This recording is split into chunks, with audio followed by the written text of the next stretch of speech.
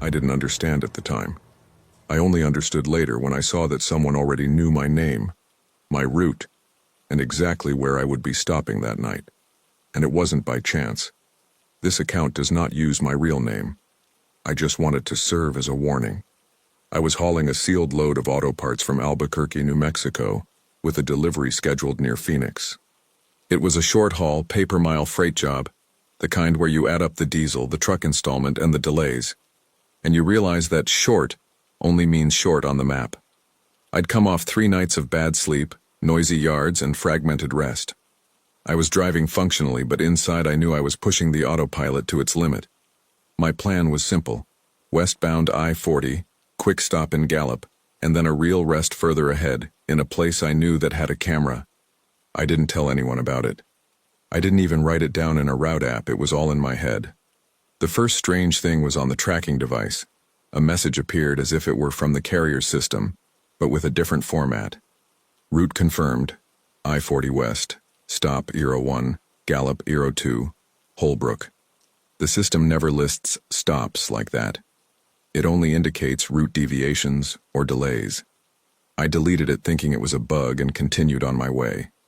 Even in the dark section, the CB radio, which I usually keep low on channel 19, came in too clear, as if the voice was inside the cabin. Driver of the silver Freightliner, license plate ending in 7Q, keep to the right. I froze for a second. Silver truck, okay. License plate, no. What caught my attention wasn't the sentence. It was the tone. Calm, confident, as if I already owed them something. I didn't answer. The voice returned. There's more inspection going on ahead. It will help you if you cooperate. That wasn't the demeanor of someone who works in real enforcement. There was a lack of impatience, a lack of haste, a lack of that irritation with tired drivers. It was a rehearsed calm. I turned off the cable. The silence should have calmed me, but it only made it easier to hear my own truck. The vibration in the floor, the whistling of the wind entering somewhere through the window, the sound of the tires screeching softly on the asphalt. And in the midst of all this, I began to notice a detail I didn't want to notice. Headlights appeared behind me, stayed close for a few minutes, then disappeared. It wasn't normal traffic. It was as if someone was doing relays. When one vehicle moved away, another appeared soon after, always maintaining a distance that wasn't close enough to be an accident, nor far enough to just be the road. I tried to convince myself it was a coincidence. Until a dark sedan appeared, stopped on the shoulder, headlights off, only a weak hazard light like a dying battery. It happens. The detail was the location. It was positioned exactly after a slight curve, at a point where you have poor visibility. A perfect spot for someone to stand near the lane and force you to brake. I didn't stop. I drove straight past. When my truck pulled alongside the sedan, its interior light flickered on for a second, just long enough for me to see a silhouette tilting its head, as if confirming something. It wasn't a cry for help. It was a confirmation hearing. Shortly after, the CB turned on by itself. I know how that sounds, but I didn't touch the button. The volume went up 1 level. The same voice. Good. You're doing well. In Gallup, you'll be able to park at the large gas station on the north side. There's a good parking spot in the back. Then I understood it wasn't a coincidence. It wasn't someone talking on the radio. It was someone testing whether I would obey and, worse, someone who already knew where I was going. I pulled the cable from the CB radio and left it dead. When the Gallup lights came on, I saw the large gas station I knew. Open, shining brightly at the front, but the truck yard was rigged. 3 backlights were out, and 2 trucks were parked in positions that formed a narrow corridor, leaving a perfect space in the middle. A perfect fit, as if someone had planned where I should stop to have no exit angle. I didn't go in. I walked straight past as if I hadn't even seen it. But as I passed through the entrance, I saw something that made me grip the steering wheel tighter. Near the aisle, a person was standing, too still to be a gas station attendant, wearing a reflective vest, looking at the road as if waiting for a specific truck. They didn't wave, they didn't shout. They just stood there. The kind of posture of someone who's in no hurry because they already know you'll obey. I followed. I stopped in a smaller parking lot with more car traffic just to catch my breath and decide. I didn't turn off the truck. I parked in a way that allowed me to leave without maneuvering, and I stayed there with my foot ready on the brake. While I was checking the mirrors, a black SUV pulled in slowly and stopped a few spaces away. It didn't turn off. A guy got out, went to the trash can, came back. He didn't throw anything away. He just looked at my cab. My phone vibrated. Unknown number. A photo. The back of my truck right there in that parking lot. I recognized a torn reflective tape on the bumper. The caption was short. "Now you park properly." What angered me more than scared me was realizing the intention. It wasn't a quick robbery. It was a setup. It was as if I was being pushed into a staged scenario where everything was already in place. Lights off, corridor, observer in a vest, and me in the center. They wanted me to go to the big station. They wanted the dark corridor. They wanted me to get out of the cabin. I shifted gears and drove off slowly, heading back onto I-40. A vehicle pulled up behind me almost sideways. It was the black SUV. I checked my mirror and maintained a constant speed. No accelerating, no slowing down. I just looked ahead for a place with proper lighting and a camera. It was in this stretch that the most professional attempt came. On the asphalt, about 100 meters away, I saw something reflecting in my headlight like shiny metal or plastic. From a distance, it looked like a fallen piece. A box. A piece of cargo. Anything that would make a tired driver think, if I run over it, I might blow a tire. If I stop, I'll solve it. I zoomed in as little as possible to save time reading. As I got closer, I saw it wasn't an accident. They were two reflective triangles, the kind used for traffic warnings placed on purpose, aligned to guide me onto the shoulder in a narrow lane, right where the guardrail leaves little space. It wasn't to warn me. It was to guide me. I didn't pull over. I carefully passed between the trucks, keeping them within the lane. In the mirror, I saw the black SUV make a move to pull over and then back down, as if it expected me to be the first. The runway was empty again, and at that point, that didn't bring me peace. It gave me the feeling that they were changing plans, and they exchanged. The second piece of the show appeared, an ordinary pickup truck with an amber flashing light on the roof, as a roadside assistance feature. On the door, a sticker that, from a distance, looked official. Up close, it was just something that resembled a seal. She pulled up alongside me and signaled for me to stop, pointing to the shoulder of the road as if I had a flat tire. I didn't feel any vibration. I didn't see any smoke. I didn't see anything. Even so, my body wanted to obey out of habit. That's where the danger lies. The road teaches you to accept signals without questioning them, because often, someone is genuinely trying to prevent you from getting hurt. But the black utility vehicle was behind me, and CB had already put me on alert. I wasn't going to hand over the cabin. The pickup truck accelerated, pulled in front of me, and a warning light came on. Pull over. Large red letters. But the light was flashing at a strange, cheap, irregular pace. And it wasn't doing what a rescue vehicle does. It wasn't looking for a wide shoulder. It wasn't signaling clearly. It wasn't maintaining a safe distance. It just wanted to take me to a specific point. Behind me, the black SUV closed the gap. It was their lane, now on the highway. I dialed 911 using speakerphone and stated the essentials. Truck being ordered to stop by an unidentified vehicle. Amber lights, pull over display, location on I-40. The operator confirmed my location and told me not to stop, to continue to a well-lit area. The pickup truck tried to force me to brake by suddenly slowing down. I didn't bite. I lifted my foot off the gas and let the truck lose speed without braking abruptly, keeping a safe distance. It tried again. On the third attempt, it swerved to the side and pulled alongside. It was in that second that I saw what I needed to see. The passenger was leaning back, holding something dark with both hands, low down, as if waiting for the truck to stop. It wasn't a flashlight. It wasn't a tool. It was too big to be support equipment. I didn't become a hero. I just became stubborn in the right way. I saw a rest area sign a few kilometers ahead. Bright lighting. I kept the truck steady and went straight ahead. The pickup stayed in front of me until almost the entrance, as if still trying to pull me somewhere out of the reach of the lights.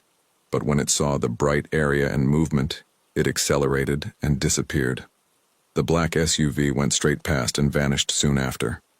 I pulled into the rest area and circled once before pulling over, facing the exit, ready to leave if something came up behind me. I waited until I saw a police car parked near the main building. Only then did I stop. I only realized I was shaking when I tried to grab my water bottle and it hit the holder. The police came to talk to me right there. I showed them the photo, the number, and described the pickup truck and the utility vehicle. An officer looked at me and said, without making a scene, as if he'd heard a similar story before, "If it were an official vehicle, you would see a marked patrol car. And if it were roadside assistance, they wouldn't surround you with another vehicle." He asked me to wait a moment before returning to the road. I sat there with the truck running, watching the lights, the cameras, the movement of people going to the bathroom, as if that were an antidote. When the adrenaline wore off, exhaustion weighed heavily on my shoulders, and I felt like crying with anger for almost being taken away simply because I was tired. 2 days later, with the shipment delivered, I went to check the tracking history. The route confirmed message didn't appear anywhere, as if it had never existed. But my phone had a screenshot because I had impulsively taken a picture, and I recognized the number of the text with the picture of my truck. It was the same support person who, a week earlier, had called me saying they needed to validate my registration because I had changed trucking companies.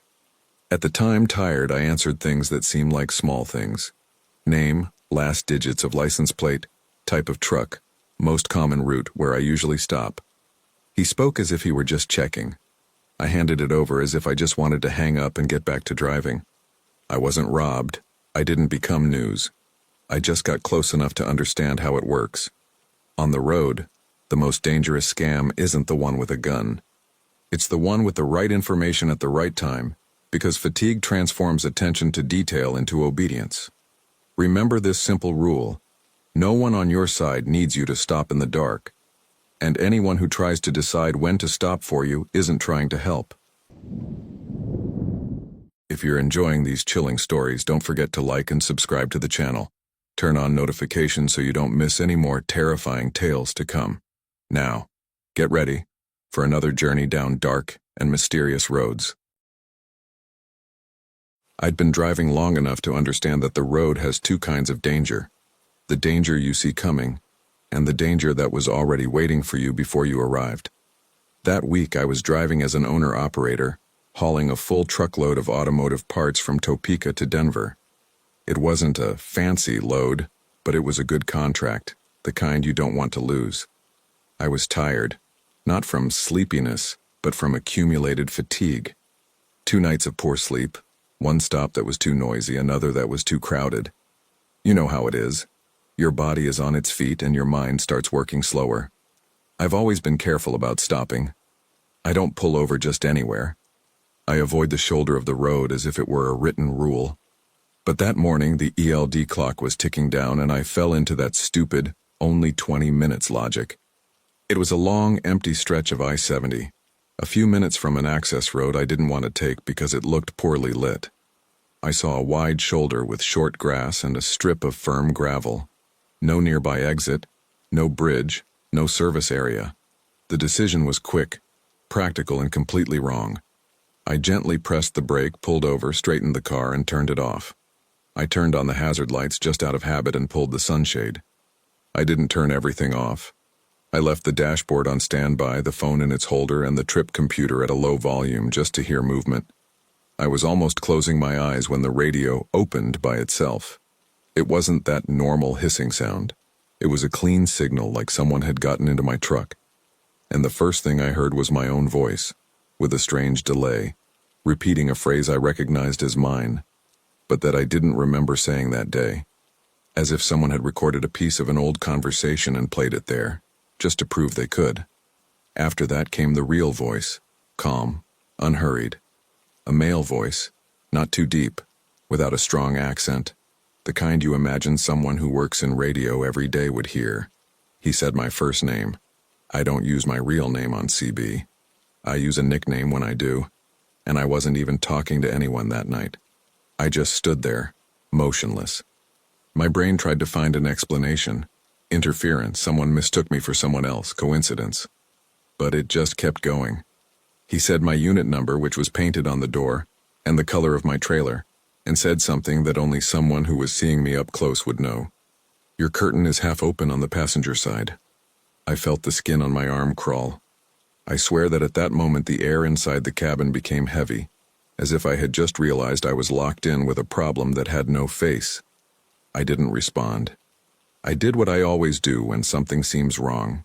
I don't make a sound and I don't make a quick decision. I unlocked my phone without using bright light, lowered the brightness, opened the camera app just to see the reflection outside. I didn't see anything, just darkness and the distant glow of some vehicle far away. But I heard very faintly a sound that didn't match the empty shoulder of the road. Footsteps on the gravel, very slowly, carefully measured. It wasn't someone running. It was someone walking as if they had time. The voice on the CB spoke again, now in an almost instructive tone. You're going to start the engine and drive slowly to the next entrance. You're going to take the exit to a closed gas station, pull over to the back, and wait. I didn't understand at the time why someone would send me to a closed gas station, but I understood the type of scam when he finished. Don't call the police. Don't mess around. You've got a good load. We just need it. The word "we" hit me hard. It wasn't one guy. It was a group. And there I realized I had done the dumbest thing a driver can do. I had stopped in a place where nobody can see, nobody can hear, and any help takes a long time to arrive. I thought about starting the truck and driving off, but the instant I turned the key, the voice spoke as if it were reading my movement. Don't speed up. If you try to drive off with your tires screeching, we'll show up next to your trailer, and you don't want that. The sound of footsteps stopped, and I heard another sound deeper, like metal hitting metal, coming from behind. Someone touching some part of the structure. Maybe the seal, maybe the gate, maybe some kind of lock. I'm no hero. I'm not going to open the door, get out with a flashlight, and act tough. I know how these things end. What I had was a small advantage. The truck was still mine, the engine was still alive, and I still had a way to turn that standstill into movement. I took a breath and made the coolest decision possible. I started the engine, but I didn't take off like a maniac. I did what he told me to look like I was going to do, just to gain seconds. I turned on the parking lights, carefully released the parking brake, and began to roll slowly. The trick was simple. If I pulled away slowly, I wouldn't trigger an immediate attack instinct. If I pulled away quickly, I would become a target. As I rolled over, I held the phone in a position where I could dial without looking too closely. I didn't want the screen to illuminate my face. I dialed 911, but I didn't press call. I just left it ready. The voice on the CB radio kept talking, as if it were guiding an animal with an invisible leash. Good. That's it. Keep it up. Now, on the way out, you're going to turn right. I got close to the exit, and that's when I saw the bait. At the beginning of the ramp, there was a car stopped with its hazard lights on, a dark sedan, and near it, a silhouette in a reflective vest, exactly like the ones you see during highway maintenance. The scene was almost normal. Almost. But the reflective light was too clean for someone who had been there for a while, and the car was parked at an angle that didn't make sense for someone experiencing a breakdown. It looked like a roadblock, and I didn't see any warning triangles on the ground. The voice said, "They'll guide you, you park where they tell you to." It was the first time he said "they" without disguising it. I walked past the entrance without picking it up. I didn't act abruptly. I just kept going straight ahead as if I hadn't understood. I heard the change in his voice, a tiny crack of irritation. "You missed the exit." I didn't answer. I heard another radio turn on a different frequency. Another guy, another voice, younger, trying to sound friendly. "Driver, relax, just pull over to the gas station, it'll be quick." And then I figured out the whole scheme. They were using the CB, presumably referring to a police vehicle, as a leash, trying to take me off the main highway and put me in a place where they had control. I made the decision. I pressed call on 911. When the attendant answered, I didn't say "I'm being stalked" like in the movies. I said what was useful. "I'm a truck driver on I-70 in Kansas westbound. A group is trying to force me off the highway using radio and false authority. I saw a dark sedan with hazard lights on and a person in a reflective vest trying to direct me to an exit. My truck and trailer are in motion. I need unity on the next stretch. I said this softly, almost whispering, with the phone close to my chest. At that same moment, the CB radio exploded with noise and static, as if someone had become angry at losing control. Turn that off now. He didn't ask what I was doing. He knew. The attendant asked for mile markers, license plate, and description. I spoke as best I could without taking my eyes off the road. And the most frightening thing was realizing that from the outside, I didn't see any cars parked close by yet. I only felt their presence as if I were being watched by a camera. That's when I saw the second act of the coup. Up ahead, in the right lane, an SUV pulled in quickly and was parallel to me for a moment. It didn't quite get close. It just stayed in my blind spot. I saw a flash as if someone was filming or pointing something out. Then it moved forward and pulled in front of me, slowing down slightly. It wasn't hard braking. It was control. He wanted me to slow down. I moved into the left lane and maintained a constant speed. I wasn't trying to overtake aggressively. I just didn't want to be pulled into a dangerous situation. The attendant said a patrol car was on its way, but that I needed to go to a well-lit place with people around. The closest one was a large 24-hour truck stop a good few minutes ahead. When she said that, the CB changed tactics. Instead of threats, he offered advice. You're making a mountain out of a molehill. It was just an inspection. You're going to complicate things for nothing. This type of phrase is what separates amateur from professional. Someone who wants to rob you and is stupid shouts. Someone who wants to rob you and knows what they're doing tries to make you doubt yourself, tries to make you feel like you're exaggerating, tries to make you back down out of shame. I kept my word. I just told the attendant, they're trying to convince me not to go through. I'm going to the truck stop.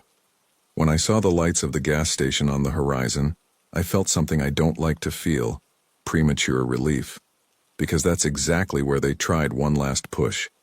The SUV in front pulled to the right, and as I passed, I saw a magnetic plate on the rear bumper with lettering that looked official from a distance. It looked like something from the DOT, from an inspection agency, but it was too generic, without a number, without real identification. A lie designed for you to accept blindly. And CB spoke in a cold tone. You're 2 minutes away from making a choice that will cost you dearly. I pulled into the truck stop and didn't park at the back. I pulled up near the pumps with bright lighting, people walking around, cameras everywhere, and parked in a way that made the trailer visible to everyone. When I hung up, I didn't get out. I stayed in the cabin, with the 911 line open. I looked in the rearview mirror and saw something I didn't want to see. The SUV drove slowly down the street by the gas station and drove away, as if realizing it had lost control of its surroundings. The patrol car arrived a few minutes later. 2 police officers. I explained what happened, showed them the call log, showed them the CB channel, talked about the sedan and the vest. One of them asked me to go down to the trailer with him. That's when the story stopped being sensational and became proof. On the underside of the chassis, near the axle, there was a device held in place by a magnet. Small, black, no large markings. A tracker. I'm not a technician, but I know when someone wants to know where you are without having to follow you in their car. The police officer looked and didn't look surprised. He looked like, again? He said there were recent reports of groups using CB, presumably a type of vehicle, and fake inspections to remove truck drivers from highways and take them to isolated yards, where they unloaded quickly. Some drivers weren't even assaulted. They were only controlled through fear and confusion. The group didn't want bloodshed. They wanted time. They removed the tracker and wrote everything down. They asked where I had stopped before, if I had gone anywhere strange, if anyone had approached me during the last refueling. And then I remembered something small that at the time seemed like nothing. The night before at a crowded gas station, a guy had stopped near my truck and asked, "What time am I leaving?" I thought it was just typical roadside conversation. I answered out of politeness. I said too much. When I got back to the cabin that morning, I turned off the CB radio and stared at it like it was a monster. My hand was trembling, not from panic but from anger. Anger for having pulled over to the side of the road. Anger for having given directions at a gas station. Anger for having believed the only 20 minutes part. Before going to sleep, I opened the CB app on my phone, just to check if I was getting paranoid. And then I saw an audio message I'd received, a short, unnamed file. I pressed it. It was my voice, the exact recording that had played earlier in the truck. Only this time it was complete, with a phrase I never remembered saying, until I heard it. I'll stop there for a quick minute, just 20, then I'll continue. I turned off my cell phone immediately, because the radio didn't turn on by itself. I was the one who thought no one was listening.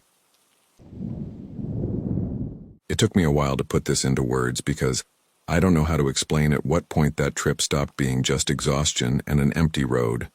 There were no gunshots, no sirens, no bright lights in the rearview mirror.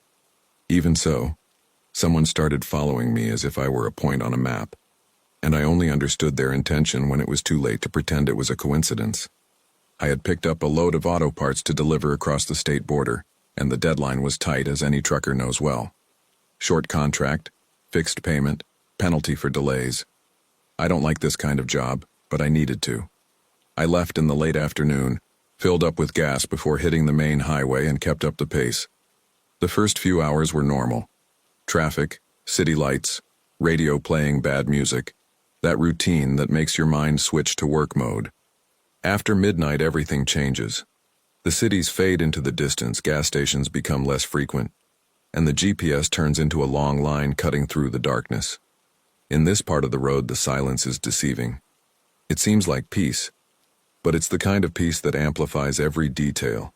A different vibration in the steering wheel, a whistling of wind in the mirror, the sound of one's own thoughts. I was tired, but still whole. My head was working, or at least I thought so. The radio was tuned to the standard channel out of habit.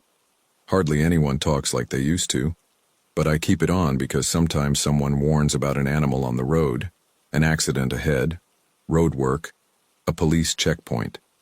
The low static becomes company. At that hour, there was nobody around. No laughter, no copied, nothing, just static. A little while earlier, I had made a short stop on the shoulder. No gas station, no parking lot. Just a wide recess, shade from the bushes and the headlight illuminating the white line. I stopped because I heard a metallic clunk in the axle, one of those that leaves you distraught. I couldn't ignore it. I got out cautiously, flashlight in hand, body turned towards the road as always. I checked the tire, checked the suspension, checked if anything was hanging off. I didn't see anything. I went back to the cab, closed the door, started the engine, and drove off.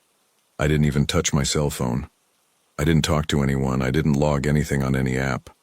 About 40 minutes must have passed since that stop when the radio turned on by itself. The voice came through too clearly. It didn't sound like a tired truck driver. It didn't sound like a kid's playing around. It was a calm voice, almost impatient, like someone talking to someone who's already late. You shouldn't have stopped there. My foot touched the brake instinctively, not to stop, but to feel the truck. It responded normally. The dashboard was normal. I was in motion. I hadn't stopped there in the sense of at that point, at that time. I looked ahead, searching for headlights or a car hidden on the shoulder. Nothing. I checked the rearview mirrors. Nothing. Just an empty road and darkness. I grabbed the microphone and replied curtly, trying to sound neutral. "You're confused, buddy. I'm spinning my wheels." Silence. I kept driving. I tried to convince myself it was a coincidence.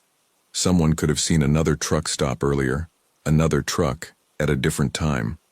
But the voice returned, in the same way, without anger, without haste, like someone narrating something that just happened. "You turned off the engine too early." My stomach tightened.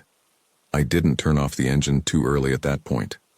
But I did turn it off for a few seconds during the stop just to listen for that popping sound and try to identify if it was coming from a specific direction. It was a habit of mine, turning it off and listening. I didn't tell anyone about it. I stayed quiet. I didn't answer. The radio went silent for a few seconds. Then came the phrase that eliminated any chance I had of thinking it was a mistake. "You always check the left rearview mirror first."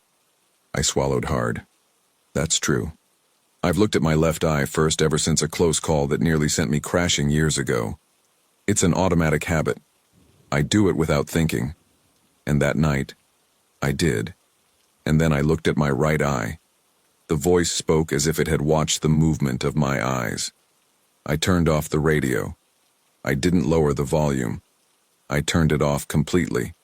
And for a moment I felt better, as if I had closed a door. But closing a door is useless when the person is already inside. I drove on in silence, just the engine and tires. I tried to keep my mind occupied, counting license plates, mentally marking the kilometers, repeating to myself that fear is also tiring. But silence is also tiring. And that night it felt heavy, as if each minute was being pushed further into the cabin. After a while I heard the click of the radio turning on again. By itself. The same voice. Now you're pretending not to hear. I gripped the steering wheel too hard. Anger came before fear. Who plays around like that? Who has time for that? But it wasn't a game. There was too much information, too much precision. I started thinking about two possibilities. Either it was someone close to me, following me, or it was someone who had been observing me for a while, and that stop on the side of the road had been the trigger. I decided to test it. I reduced the speed very slightly without braking, just to see if the voice reacted. The radio went silent. I slowed down a little more, as if I were undecided, assessing the shoulder of the road. And then the voice returned with a tone that, for the first time, seemed irritated. You don't usually walk this slowly here. Okay, confirmed. It wasn't random. They knew my rhythm, my pattern. I returned to normal speed. Instead of accelerating like crazy, I kept a steady pace. Fatigue makes you want to solve things emotionally. I needed to solve them technically. I started doing what the road taught me. Stop thinking about who and start thinking about how. If someone had observed me at the rest stop, then the greater risk was another stop.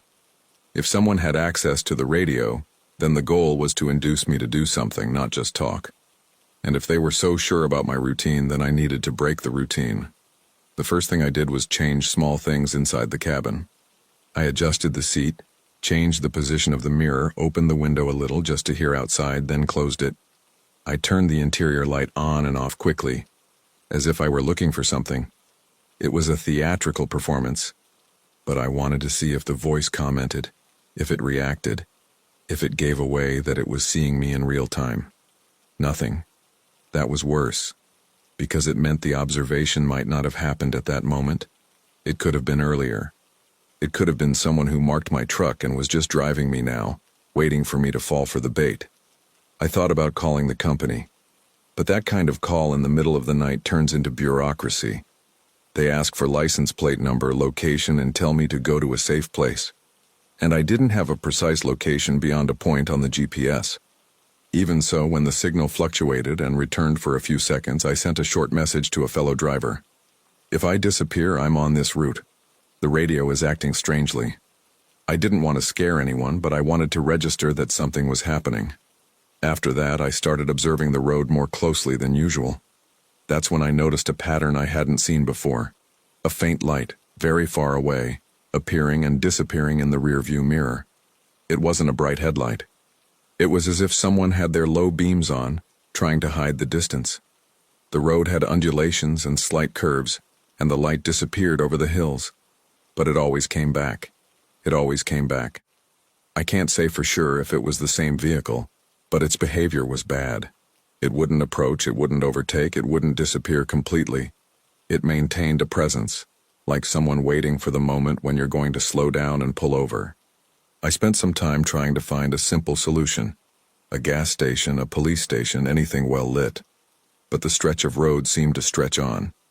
I saw signs indicating services dozens of kilometers away. Tiredness began to turn into irritation.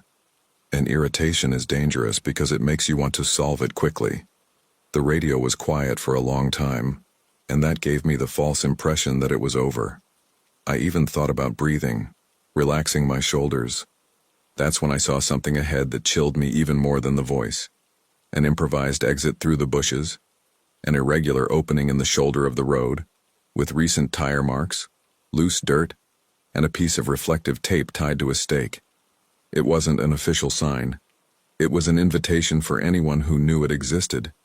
And I realized I was being guided to that point, step by step. I passed by her without slowing down. The radio made a hissing sound. That was it. That sentence was different. It wasn't an observation. It was a disguised command. It was as if the entire plan had one address. I continued. I didn't answer. I didn't look. And for a second I thought I saw movement on the edge of the lighthouse, like people retreating into the darkness. I'm not sure. Fatigue plays tricks on my vision. But I preferred to believe the worst, because believing the worst would keep me awake. The faint light in the rearview mirror disappeared soon after, as if I had given up or as if I had taken that exit and fallen behind. The radio returned to its usual static. I didn't know if that was victory or just a change of phase. I drove for several more kilometers until the first lights of a busier area appeared. When I saw a truck yard with activity, not one of those completely empty ones, I decided to make the only stop I would accept. Well lit, with cameras and people. I entered slowly, parked near other trucks, not at the back. I didn't turn off the engine immediately. I spent a few minutes looking in the mirrors, as if I were waiting for someone to get out of a car and come to me. Nothing happened. I got out quickly, went around, checked the seal, checked the hitch, looked at the rear bumper, looked under the trailer. I didn't find anything. No marks, no objects, no tape, just dust and road. When I got back into the cabin and closed the door, the radio crackled one last time. The voice was very low, as if I were too close to the microphone. You learned. I stood there breathless for a second. I didn't answer. I turned the radio off again, but this time I unplugged the power cord. I wanted silence, but I wanted silence by choice, not because someone was granting it to me. I delivered the shipment, met the deadline, did everything right, but I was never the same again. Since that morning, I haven't stopped on an empty shoulder of the road just to take a look. If there's noise, I drive to a well-lit place. I don't turn the radio off completely, I just lower the volume. And I've changed my habits on purpose, like someone changing their route to avoid being predictable. Because in that part, what scared me wasn't the voice itself. It felt like someone knew my truck, my driving style, and my little quirks, and was just waiting for me to be in the right place at the right time. I never knew if that voice wanted to steal the cargo, steal the truck, or do something worse. I only know that night, whoever spoke to me on the radio didn't want to talk. I wish I were standing still,